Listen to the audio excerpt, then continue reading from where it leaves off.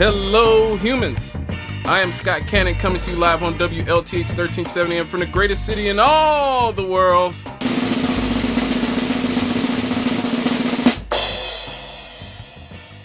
Gary, Indiana. And this is the Counterpoint. Well, folks, I just want to wish a happy new year to you and yours. Hopefully 2019 brings all within the range of my voice, health, happiness, and a whole lot of prosperity. One man whose new year seems to be starting off on a bad note though, and whose birthday tomorrow is sure to be an awkward one, is the Piper of R&B himself. The one, the only, R. Kelly. You see, over the weekend, Lifetime Network for Women aired a 6-part special called Surviving R. Kelly, which basically aired out the soul singer for almost 30 years of allegations of everything ranging from child molestation to domestic violence to kidnapping and having a smelly thing. Women seem to be coming out of the woodwork telling their stories about just how dastardly the Fiesta singer is. Now, me personally, most of this is nothing new, as I've heard stories about R. Kelly's lecherous behavior for almost 25 years now. I remember being a little kid who went to school with one of his cousins who admitted that he married Aaliyah, so I'm not surprised by this or anything I hear about the guy. Obviously, social media and media had a whole lot to say about the matter, with even a lot of R. Kelly's peers, from Chance the Rapper, who now says he regrets doing the song they did together a few years ago, to Meek Mill, to John Legend, who blatantly called the singer a serial child rapist. So with this happening, I guess it'd be safe to say that R. Kelly's career is over, right? I mean, who wants to listen to music by a guy who is alleged to have sex with and abused a ton of teenage girls? Well, apparently a whole lot, as Spotify is reporting that sales of Kelly's music have soared through the roof since the special is aired, leaving people bewildered. Actress Jada Pinkett Smith even wondered aloud on social media, how could people want to buy records by such a dastardly individual? Do they not care because the victims are black girls? Well, no, Jada. People don't care because people don't care about what celebrities do with their lives behind closed doors in most cases. It's not a racial issue because Elvis, David Bowie, Jimmy Page, and Steven Tyler and a ton of rock stars have had sex with 12, 13, 14, 15, 60-year-old groupies, and it was just written off as a rock and roll thing.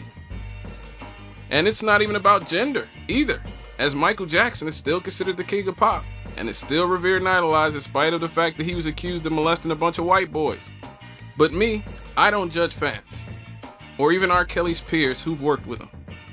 Because as callous as it may sound, I don't think it's the job of customers, or co-workers, or even employers to punish people for their behavior in their personal lives.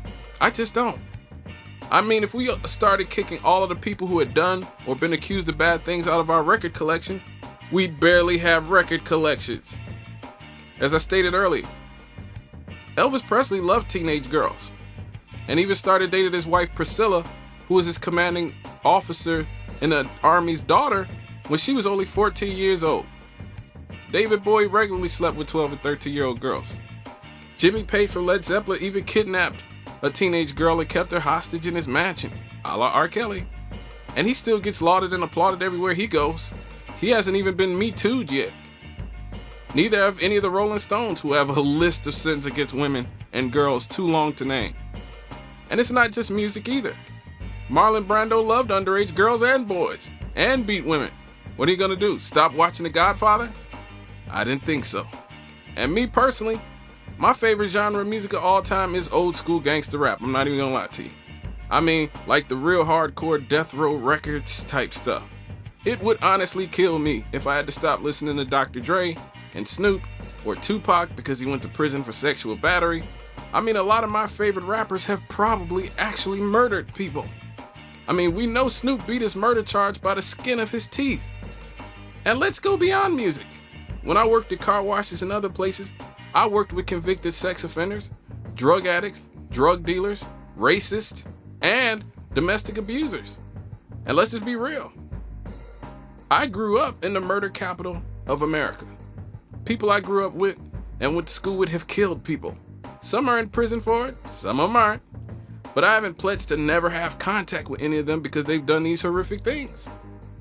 Look, I'm not saying that R. Kelly's not a monster. He probably is. But what I am saying is that it's completely unfair to put the burden on the rest of us. If R. Kelly's a bad guy, that's for the legal system and his victims and the families of his victims to sort out.